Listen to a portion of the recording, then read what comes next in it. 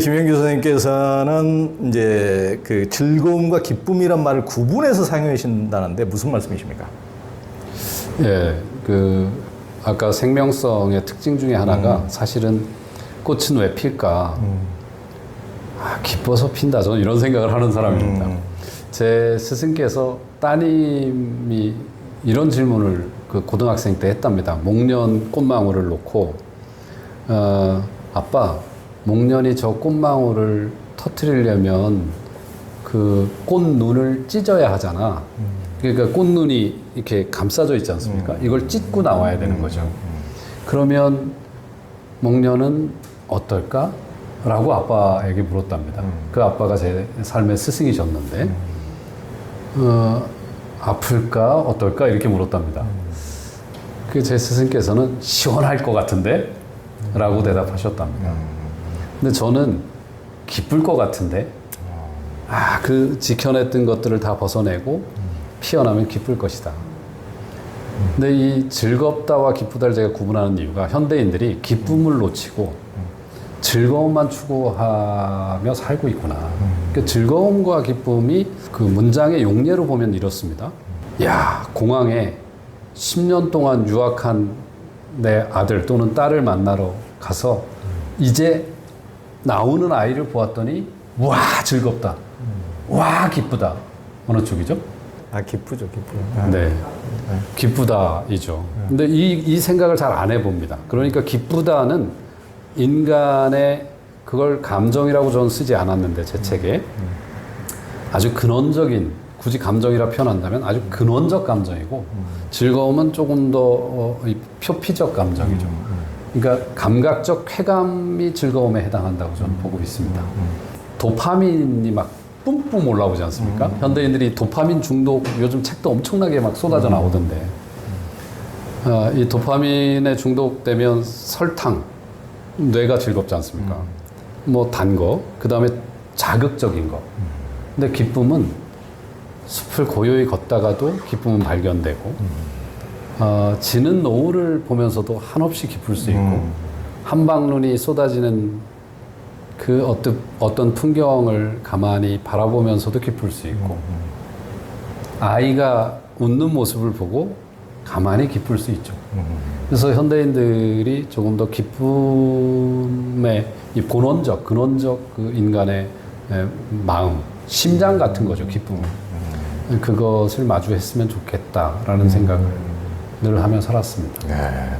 그러니까 기쁨은 훨씬 더 근본적인 어떤 생명의 어떤 깊숙한 본질에서 나온 거다. 이제 우리가 더 즐거움은 요즘 사람들의 어떤 쾌락주의, 쾌락, 약간 이런 그런 탐닉에서 그것과 이제 좀 구분해서 이렇게 말씀하셨습니다. 김영규 선생님은 이제 어제보다 조금 더 깊이 걸었습니다. 이 책에서 세계를 인식하고 설명하는데 서양과 동양의 방식의 차이가 크다고 하셨는데요. 이제 숲에 대해서도 이게 방식의 차이가 크다고요. 무슨 말씀이십니까? 이제 숲을 제가 공부하면서 조금 더 전문적으로 공부를 하면서 보니까 서양의 과학, 서양의 방법론은 되게 과학적이죠. 즉 경험적 그리고 실증적인 방식을 쓰지 않습니까? 정말 정밀합니다. 그리고 예리하죠. 그런데 우리 동아시아의 방법은 주로 유비추리의 방법을 씁니다. 산이 높으면 골이 깊은겨. 이 말 속에는 엄청나게 함축되어 있는 그 이야기들이 있죠. 근데 이제 서양은 이것을 아주 높다는 것은 어느 정도 높은 거를 높다고 하는 것이냐 부터 시작해서 특히 뭐 이 조기 자갈 모래 이런 게 보이는데 서양은 이것조차 구분해 놓습니다. 자갈 모래 돌은 몇 미리에서 몇 미리까지는 자갈이라 한다. 몇 미리에서 몇 미리까지는 모래라 한다. 근데 우리는 좀 이렇게 구분하지 않습니까?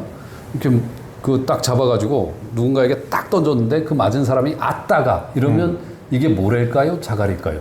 돌일까요? 모래죠. 이러면 톡 던졌는데 폭 소리와 함께 살짝 불어납니다. 아야 이러면 얘가 자갈이죠. 던졌는데 폭 소리와 함께 뭐가 두루루 흘러요. 이러면 돌이죠. 그러니까 동아시아의 방법은 이 정밀함이 좀 부족합니다.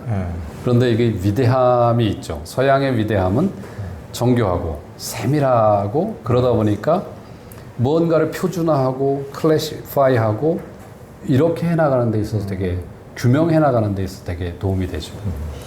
그런데 생명을 그렇게 잘게 나누다 보면 전체가 보이지가 않습니다. 나무를 볼 수는 있을런지 모르지만 목재를 볼 수 있을런지는 모르지만 그 속에서 삶을 보는 눈이 없습니다. 이게 서양과 동양의 가장 큰 차이가 아닌가. 그러면 목재를 보면 저 나무는 어떻게 관리할 거냐, 저 나무를 어떻게 자원화할 거냐. 그래서 임학과라고 하는 그 학문이 있는 데서 어느 날 산림 자원학이라고 하는 아주 노골적인 단어로 바뀌어가기도 하죠. 예. 그런데 우리에게는 아까 말씀드린 이 물적 대상으로서의 숲이 아니라 물적 지적 대상으로서의 숲만이 아니라 영적 정신적 차원으로서의 숲도 존재했다는 점. 이 점을 이제 책에서 짚어두고 저는 그 두 가지의 방법을 보완적으로 사용해서 쓸 때 우리가 좀 더 정밀하면서도 전체를 볼 수 있다 이렇게 이야기를 했습니다. 네. 숲도 그렇지만은 일반 삶에 대해서도 우리가 이제 우리 부모님 세대, 저희 어머니도 이제 100살 지금 97세신데 저희 어머니도 무학이신데 예전에 그런 분들의 어떤 삶과 예전에 이제 우리는 현대 학문들을 하다 보니까 맨날 요즘 여성들은 그 꼭 남녀 이렇게 연애를 하더라도 뭐 사랑해? 나 사랑해?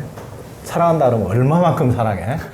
얼마 딱 보면 애지. 그걸 꼭 그렇게 물어보면 환장하고 죽으니 얼마만큼 사랑하냐면 그러면 15원어치 사랑해, 100원어치 사랑해, 1000원어치 사랑해 얘기해 줄 수도 없고 이게 참 요즘의 어떤 방식에 예전에 우리 어머니들 방식은 그런 일체 말이 없어도 아 저분이 눈빛으로 쳐다만 봐도 아니면은 꾸중을 하더라도 저것이 모든 사랑의 표현이고 가슴으로 깊숙이 체득이 되는데 요즘은 꼭 이제 말로 해야 되는 그 어떤 우리 서양 학문의 어떻게 보면 그것이 서양이 주는 혜택도 크지만은 그런 면에서 어떤 병폐 꼭 뭘 음식을 하고도 얼마만큼 맛있어 구체적으로 뭔가를 계량하고 확인하려는 게 이게 어떻게 보면은 참 이게 우리 동양 방식은 딱 먹어보면 표정만 보고도 아 이게 전해오는 이심전심이 있는 건데 그걸 꼭 말로 확인하면은 아무리 맛있다고 표현을 하더라도 표현하고 나면 그때까지 어떤 감사와 은혜가 산화돼 버린 어떤 느낌이 또 오거든요. 계량화의 어떤 병폐가 아닌가 이런 생각도 드네요. 그 씨앗을 서양에서는 어떻게 보냐? 서양 과학은 씨앗을 구조 그리고 그 구조 안에 있는 녀석들의 그 역할 또는 기능 이걸 중심으로 보죠. 씨앗의 구조는 뭐 다 아시는 얘기지만 세 가지로 되어 있죠. 첫째 껍질, 둘째 배젖, 그 다음에 씨눈. 이 씨눈이 이 싹을 틔워서 줄기가 되고 가지가 되고 이파리가 되고 거기서 꽃피는 건데 그럼 배젖이 그 씨눈을 먹여 살리고 그리고 씨앗은 그것을 보호하는 역할을 한다. 이렇게 얘기를 합니다. 껍질은. 그런데 씨앗을 명상하며 바라보면 즉 이 동양적 방법이죠. 씨앗 안에서 우주를 볼 수가 있죠. 저것이 빅뱅 직전의 씨앗과 같구나. 우주가 탄생하는 것과 완벽하게 같은 원리 속에 있구나. 를 알게 됩니다. 아주 신성을 느끼게 됩니다. 저 같은 경우는. 뿐만 아니라 씨앗 안에서 무엇도 볼 수 있냐면 야, 저 안에 엄청난 모순이 담겨 있구나. 씨앗의 씨눈은 발화해야 하는 존재입니다. 그런데 껍질은 그것을 억제합니다. 억제만 하느냐? 보호도 합니다. 아, 그렇죠. 이 대단히 대극적인 모순성이 만물에 깃들어 있죠. 이게 태극의 핵심적인 원리이기도 한데요. 우리는 씨앗에서 그걸 볼 수 있는데 또 소양은 견과류야 얘는. 얘는 먹으면 아주 뭐 단백질이 풍부하고 식물성이라 좋아. 뭐 심지어는 여기까지 나가 있죠. 예. 김영규 선생님은 이제 어떤 생명도 살아가기에 완벽한 조건을 갖고 있지 못하다고 했는데요. 이게 굉장히 중요한 얘기인 것 같아요. 가끔은 너무도 적절한 자리를 찾아서 자라는 나무와 꽃도 있을 듯한데 왜 그렇게 보시는 겁니까? 적절한 자리를 찾아서 사는 생명이 있으면 저한테 한번 보여주시면 좋겠어요. 현대인들 중에는 난 이 자리가 아니라 저 자리, 저 집에서 태어났더라면 이런 사람들이 있는 것 같은데 자기 삶을 받아들이고 그 속에서 자기의 삶을 완성해 나가려고 하기보다 자꾸 누군가를 흉내내게 하거나 이 자리를 원망하게 하거나 하는 마음이 거기 있다고 저는 봤어요. 나무나 풀들, 생명들은 그게 하나도 없더라고요. 어떠한 서식지, 즉 살아가는 모든 생명들의 그 자리라고 하는 곳은 반드시 무언가 찬란한 선물이 있다면 그 자리엔 반드시 극복해야 될 어떤 숙제의 관계가 놓여 있습니다. 이걸 헤아리게 되면 내 삶에 보지 못했던 선물을 내가 볼 수 있습니다. 뿐만 아니라 내가 부러워했던 누군가의 삶에도 기억 숙제가 있다는 걸 알게 됩니다. 저는 어느 그룹의 회장님, 그 상속받아서 이제 그가 3세인가요? 엄청난 돈이 있고 저보다 한 살 어린가 그렇더라고 그분이. 한 10대, 100대가 써도 돈이 마르지 않을 겁니다. 근데 그분의 삶에는 어떤 그림자가 있는지 금방 알겠더라고요. 그에게 그런 삶의 그림자가 없다면 요즘 재벌 3세 또는 4세 아이들이 그 약물 중독됐다는 뉴스 또 유력한 그 어떤 사회 인사들의 자제들이 그 마약을 어쨌다는 이야기 뉴스에 아주 많이 나오죠. 숙제 때문이죠. 그리고 생명성으로부터 멀어져서입니다. 즉 다시 말해 감각적 쾌락이 없이는 이 넉넉한 삶이라고 하는 게 무료하기 짝이 없는 거죠. 자기 스스로 모험할 수 있는 기쁨 그리고 아플 수 있는 기쁨 이것을 못 보는 거죠. 어쨌든 태어난 모든 자리에 선물도 있고 숙제도 있습니다. 그래서 완벽한 자리는 없습니다. 이것이 우주의 모습이라고 하는 것을 숲을 깊이 보다 보면 알게 됩니다. 그러니까 우리 이제 김 교수님 어제보다 조금 더 깊이 걸었습니다에서도 이제 우리 나무나 이런 식물들하고 동물들, 인간도 동물이니까 그 가장 큰 차이가 우리 동물들은 원하는 것을 자유스럽게 옮겨 다닐 수가 있고 옮겨 살 수가 있는데 이제 식물들은 거주 이전의 자유가 이제 없으니까 이제 이런 어떤 근본적인 차이. 그러니까 그곳에서 온전히 바람을 맞아야 되고 온전히 이렇게 그것을 감내하면서 자라야 되니까. 근데 인간은 더군다나 또 이제 동물들 중에서도 머리가 좋다 보니까 머리가 이제 훨씬 더 좋은 혜택도 되지만은 여기서 굉장히 이제 욕구 불만이나 불안이나 두려움도 훨씬 부정적인 것도 이제 많이 생겨나고. 그래서 인간을 호모 사피엔스니 뭐니 이렇게 지혜로운 동물이니 이렇게도 얘기하지만 저는 인간을 욕구 불만종이라고 저는 이제 욕구 불만종.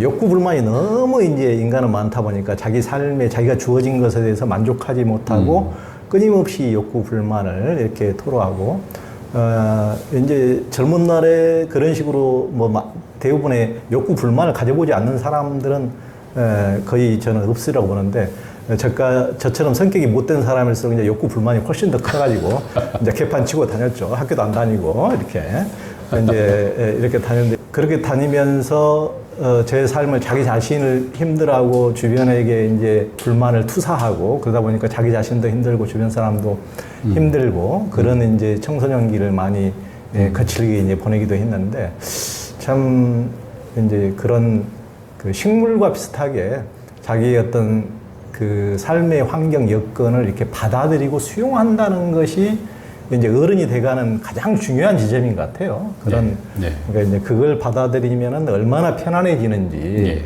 얼마나 그게 다른 경지에 접어드는지. 그렇습니다. 그러니까 어떻게 보면은 저도 뭐 예전이나 지금이나 뭐 여건은 훨씬 나아진 것도 없고 오히려 지금 더 백수가 됐는데 사람들이 보면은 저보고도 아주 더 좋아 보인다고 이렇게 하는데 좋아 보이세요. 백수가 되니까 다 포기하니까 더 이상 뭘 포기하셨습니까? 예? 뭘 포기하셨어요? 직장도 포기하고 뭐 많은 걸 포기했죠.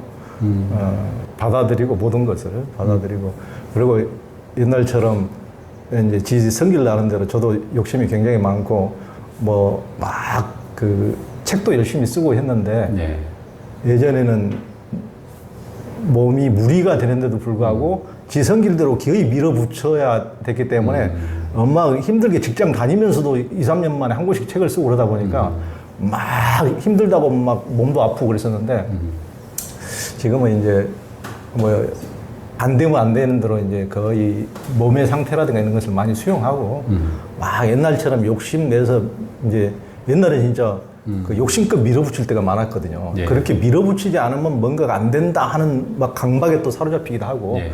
또 그래서 무슨 또 책을 내기도 물론 했지만은 네. 좀 이제 그러다 보니까 제 몸에도 많이 무리가 가고 그래서 이제 조금 그런 여건들을 수용하다 보니까 조금 편해지기도 하고 그래서 주변 사람들이 진짜 너무 노는 거 아니냐는 소리도 물론 듣기도 하지만 정말 백수처럼 이렇게 사는 거 아니냐 그러진 않습니다. 이렇게 유튜브도 가끔 하고 그러진 않지만은 하여튼 그래도 숲에서 사시면서 김익수 선생님처럼 이렇게 훌륭한 명제를 내신 분이 참 부럽기도 합니다. 좀 힘을 내봐야 되겠네요. 저도. 예, 아까 이제 숲이 안부를 건넨다 이랬는데, 숲이 여름은 여름으로 살라고. 그러니까 이제 여름에 그토록 바쁘게 사셨지 않습니까? 우리가 가을이라고 하는 아름다운 계절에 지금 있는 거죠. 그 초입에 있고. 그러면 가을에 해야 할 일은 그동안 여름을 통해서 얻어낸 것들을 나누는 시간들이죠. 그러니까 저는 조연TV가 정말 잘 준비하셔서 이제 은퇴와 함께, 그러니까 직장에 대한 은퇴와 함께 새로운 문을 여시고 정말 많은 걸 나누고 계시다. 이게 유료화하거나 뭐 광고를 수용하시거나 이러지 않고 그냥 하고 계신 거죠. 네. 네. 그러니까 무료 나눔하고 있습니다. 얼마나 훌륭한 가을 맞이입니까? 예. 네, 고맙습니다. 우리 시청자분들도 그래서 많이 고맙게 여기고 이렇게 하시더라고요. 하여튼, 그러니까 이렇게 우리 김익수 선생님처럼 숲의 지혜도 우리가 함께 나눌 수가 있고 그렇습니다.